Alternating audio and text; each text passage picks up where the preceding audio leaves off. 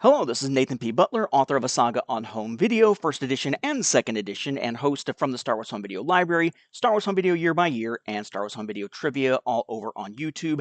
And this is kind of a little explainer guide video type of thing to another resource that I've put out there on my website for fellow Star Wars Home Video collectors to use if they so choose. But I figured it's convoluted enough that I wanted to sort of explain what this is, what it is meant to be, how it might be used, just a little bit about it for those who might actually try to use it, because it could wind up being a little bit overwhelming or confusing to start with.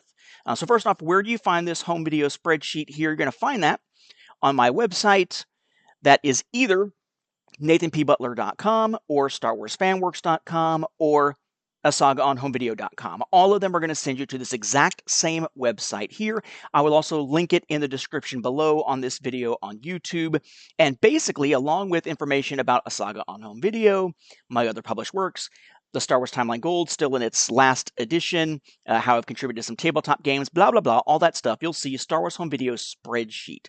And the idea is, when I was working on A Saga on Home Video first edition that was released back in 2017, this one had like a little checklist at the end of it for everything that was covered in the book, with the thought being that could be used by someone who's using the book to try to collect stuff and just kind of keep track of what they have relative to what was covered.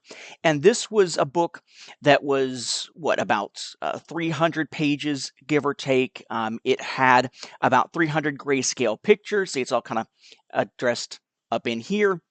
But then when I did the second edition, which of course has the 3 volumes, the one that covers basically up through 2015 in the live action film releases, and then the one that covers from 2016 up through when it was released in 2021, and then the one that covers all the other stuff, whether it's behind the scenes stuff, cartoons, whatever. When I did that, that was about 1,000 pages or so combined with about 1,500 images across the 3 volumes. It covered a lot more stuff. And as such, and if you're looking for those, there's links there on the page too, but as such, that meant that really it made no sense to try to put a checklist at the end of these. It would have added a lot more page count, and because the way that Kindle Direct Publishing works, page count helps determine price, I wanted to try to keep that manageable. But I said that when I was done, I would start working on a big spreadsheet to keep track of my own collection and then eventually share it with others in case they want to use it for theirs. That's where the Star Wars Home Video spreadsheet comes in. It's located on this page here, or will be. It's not on here yet as of the time I'm recording this, because I'm recording the video that will go on here. It'll describe a little bit. You have a link to this video tour up here, and then there'll be a zip file that is linked here. And the zip file is going to include basically 2 things to start with here. First, there'll be a sort of guide to what exactly it is that this spreadsheet is, why it exists, some suggestions of ways to use it, and that sort of thing. There'll also be a link to this video tour as well on this doc file. But then there'll be an Excel file inside, and the Excel file is this. This is the bread and butter here. It's a lot of stuff. What you'll find is this is basically how I'm tracking my Star Wars Home Video collection. That's it. It's literally the file that I use for me as of the time that I upload it. And there's a lot of different ways to approach tracking a collection. This is how I chose to do it. So I want to kind of explain what it is that you're seeing here in case you want to use it yourself. Now, my guess would be either someone is going to use this by just taking my file and removing the owned column data and just putting their own yeses or nos. Or if they don't have nearly as much as I have in my collection, they might instead just copy and paste lines from my data into a spreadsheet of their own, maybe keeping the headers. So I'm going to show you how mine is organized in case you want to use it as a basis to start your own or to copy and paste, whatever. So in this case, you got your workbook here, the whole thing, and then you have your worksheets, and I have one for each format that I have something on for Star Wars Home Video. So we have UHD Blu-ray, HD DVD, which is really just bullet with a little behind-the-scenes cutting-edge thing that includes Star Wars, Blu-ray 3D, on down the line, somewhat in chronological order, but not really, all the way down to the Kenner Movie Viewer, Mini Cinex, and then we got the oddball stuff, right? Like the figure packs. So figure packs are going to be the things that were like the commemorative packs that were tied into a home video release but had no home video items within them. Promo items, related items, And then there's a bunch of acronyms used throughout, so you have a key, right? Like if you see ABE, that's Anchor Bay Entertainment. If you see, very commonly, WDSHE, that is Walt Disney Studios Home Entertainment, right? So each time you run into one of these, and yes, it's trying to do the co-pilot thing here, every time you see one of those, you'll have a key there at the end. Though, of course, you can always drag these around as you see fit or delete them if you have nothing in your collection of that particular format. Like if you're only collecting US stuff, for example, you won't have anything for Video 2000, for example. You won't have any VHD and that sort of thing. But each of these has mostly the same columns. You're not going to see exactly the same columns for the promo items related stuff or the figure packs. And there's one column that only DVD onward tends to have. So let's go through those. And the cool thing about this, of course, is that it is searchable and it is sortable. So you can always go to data, sort, and sort. You can go to data filter to filter for whatever you're looking for. And of course, you can use an edit find or a control F to look for whatever it is that you're trying to find. Totally customizable. I tend to sort myself, for what it's worth, by year, then country, then title. But that's just me. Some folks might like to do title and not really care about country first. But what you got is there is a title column. So Skywalker Saga, Rogue One, Beneath the Dome, whatever. The year that it was released, the country it was released in, the distributor, if it was part of a product line, like the black bordered 4K releases, or the Zavvi Steelbooks in 2020, or the launch of a particular film, how many discs are in that package, or cassettes are in that package, depending on which thing you're looking at here, of that particular type. So in this case, it's telling me, okay, how many UHD Blu-ray discs, because that's what I'm looking at here, how many UHD Blu-ray discs are in that package? In this case, it is 1. Skywalker Saga here from Japan, it is 9, and so on. But then there's a column here for other formats. I have having trouble figuring out what to do with multi-format stuff. So there's 2 ways that multi-format stuff is handled. First off, it has the discs of that type or whatever it is, and then a list of other formats that are in it. So like this one, this Solo from South Korea has 1 4K disc, 2 Blu-rays, and 1 Blu-ray 3D disc. It's a really cool release out of South Korea there from 2018. And then you'll also find this same release listed on the Blu-ray 3D sheet and the Blu-ray sheet. If it is multi-format, I included it on all relevant sheets, just with the other formats noted as well, so you can kind of cross-reference which is which. Exclusivity, was it exclusivity anywhere? MovieNext, Walmart, Best Buy, Target, stuff like that.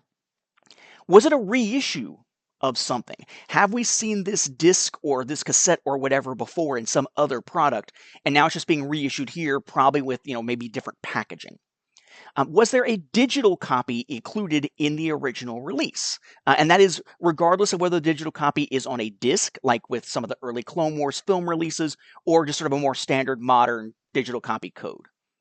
And then if you want to find out more information about any of this stuff, I have tracked which episode of From the Star Wars Home Video Library it's in on YouTube. So you can just search From the Star Wars Home Video Library and that number to find the episode. What chapter it is in a Saga on Home Video First Edition. Notice here this is NA for everything UHD Blu-ray because none of those had been released yet as of 2017 when that came out. And then a Saga on Home Video Second Edition, what chapter anything is in if it has been covered. NA means, it's not in there. If there's an NA for From the Star Wars Home Video Library, it means it hasn't been an episode yet, probably.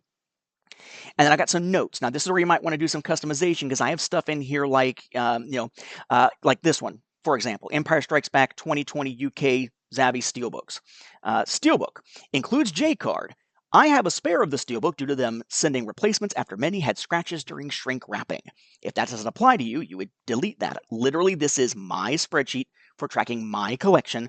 I'm just making it public for those who want to use it as a basis of theirs. I am not removing any of my personal stuff off of here. So there are times where I say, like, I have a spare J-card. I have 2 copies, one sealed, one open, whatever.